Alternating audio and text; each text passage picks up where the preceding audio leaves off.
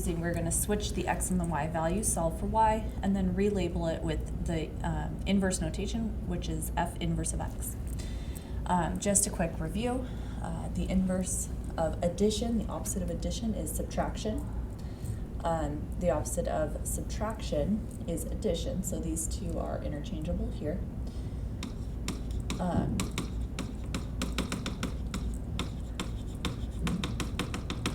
And then the inverse of division would be multiplication.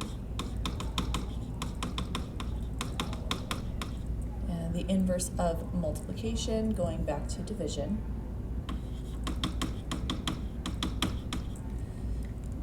The inverse of exponents of 2, that means x squared. Okay, it's the same as saying x squared. That would be taking a square root. Okay, square root. If we have an exponent of x of 3, that's x cubed. We are going to take a cubed root, and so on. Okay, so looking at our first example, we want to find the inverse of f of x equals 3x minus 9. So our first step is to switch the x and y. Well, y isn't shown up here, but we need to know that f of x is the same as y. So this really says y equals 3x minus 9. So to find the inverse, we're going to rewrite that. Instead of saying y equals, we're going to have x equals, and instead of 3x, we're going to have 3y minus 9. Okay, so now that we've switched everything, we need to solve for y. So our goal is to solve for y. Okay. So the first step is going to be to add 9 to both sides. We're trying to isolate the y value, so we need to move the 9 first. So we get x plus 9 equals 3y. And then again, solving for y, so we need to get rid of the 3. This is being multiplied, so the inverse is to divide. So we get that y is equal to x plus 9, and you're going to leave that as a fraction. So your answer, you're going to rewrite in inverse notation, so you're going to get f inverse of x is equal to x plus 9 over 3. Okay. Let's go ahead and look at the next example. We have f of x equals 1/2 times x minus 5. So remember, f of x is the same as y. So we really have y equals 1/2 times x minus 5. We are going to rewrite this by switching the x's and the y's. So we get x equals 1/2 x minus 5. Oh, my bad. Y minus 5. Let's change that to a y. Going too fast. So now our goal is to solve for y. I'm going to start by getting rid of this 1/2. It's being multiplied, so ideally we would like to divide by 1/2, but dividing fractions is the same as multiplying by the reciprocal.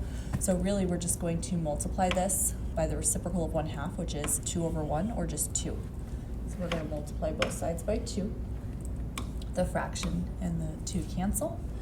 So we end up with 2x equals y minus 5. Okay, and then continuing to solve for y, we need to add 5 to the other side. So we end up with 2x plus 5 equals y. Rewriting into function notation, f inverse of x is equal to 2x plus 5 would be our final answer. If at any time you feel like you've got this, please pause the video, try the problems on your own, and check the answers when you're done. Okay, next one, we have y equals 3x squared minus 4. This would become x equals 3y squared minus 4. Continuing to solve, we're going to start with our constant and add that to the other side. And we get x plus 4 equals 3y squared. Solving for y, we need to get rid of the 3. It's being multiplied. The opposite or inverse is to divide. So we end up with y squared equals x plus 4 over 3. And then we're left with this y squared, and we need to get rid of that squared. Well, just like we talked about at the beginning, the opposite of having something squared is taking a square root. So we're going to square root both sides. But like we've talked about in the past, anytime we take a square root, we need to have a positive and negative answer. I'm just going to leave this as x plus 4 over 3 equals y. Okay. So for function notation, we get f inverse of x is equal to plus or minus the square root of x plus 4 over 3. If you'd like to take that further, you could rationalize your denominator. Next example, we have y equals 2 times x plus 5 cubed. We need to rewrite this by switching the x's and y's. So we get x equals 2 times y plus 5 cubed.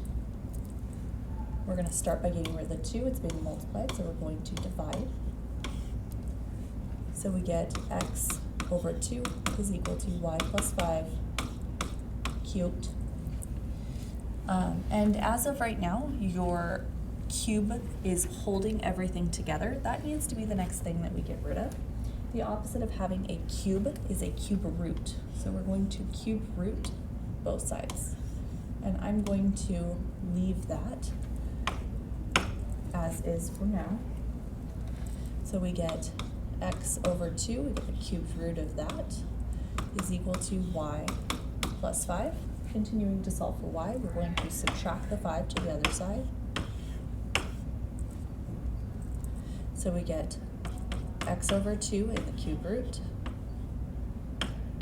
minus 5, not in the cube root, make sure that that's distinct, is equal to y. So final answer, f inverse of x, and then is equal to the cubed root of x over 2 minus 5.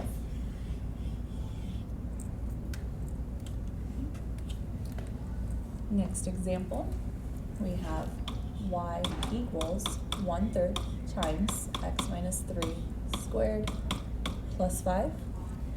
We are going to start by getting rid of our constant. Oh, my bad, we need to switch the x's and y's. So we have x equals 1/3 times y minus 3 squared plus 5. Now we can get rid of our constant. I'm going to move this over here. So I'm going to subtract the 5 to both sides.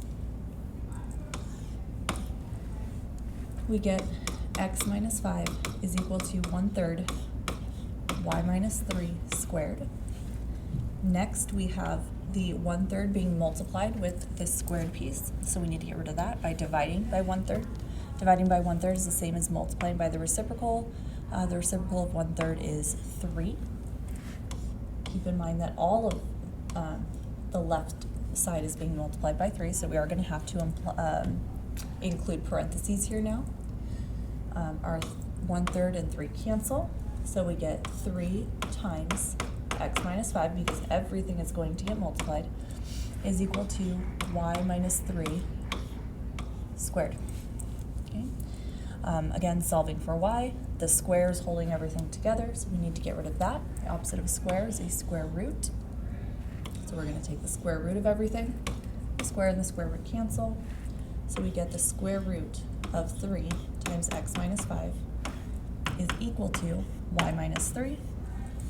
And then our last step is to add the 3 to both sides, and we are done. So we get the square root of 3 times x minus 5 plus 3 equals y.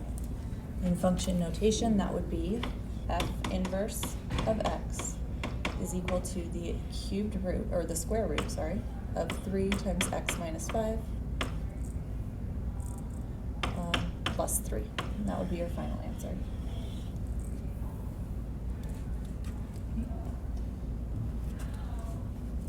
Last example for today, we have y equals 4x minus 1 cubed plus 5. We are going to rewrite that, switching x's and y's, so we get x equals 4y minus 1 cubed plus 5. Go ahead and solve this. So we are going to start with that constant, subtract that to the other side. We get x minus 5 is equal to 4y minus 1 cubed. The cube now is holding everything together, so we need to get rid of that next, which means that we need to take a cubed root on both sides. So we end up with the cubed root of x minus 5 is equal to 4y minus 1. Cube and cube root are gone, so we can drop the parentheses. Next step is to move our constant, so we are going to add the 1 to both sides. And we get the cubed root of x minus 5 plus 1 outside of the cubed root is equal to 4y. Again, solving for y, this is 4 times y. The inverse is to divide. Keep in mind we need to divide everything by 4. The 4's cancel on the right, so we get the cubed root of x minus 5 plus 1 all over 4 is equal to y. So in function notation, this would be f inverse of x is equal to basically all of that we have. I don't know why I included parentheses there. Don't need that. Plus 1 all over 4. That would be your final answer.